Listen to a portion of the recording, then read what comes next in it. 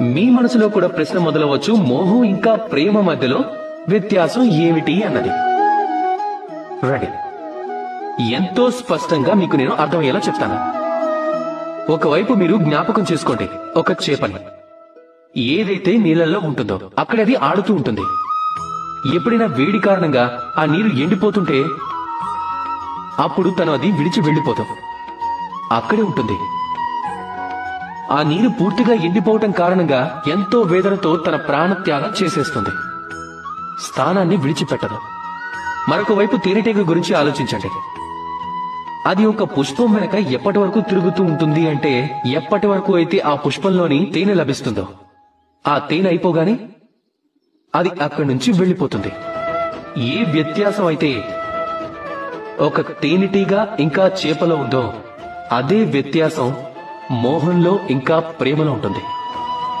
ఏ పని లేకుండా, ఎటువంటి దురాశ లేకుండా చేసేదే ప్రేమ.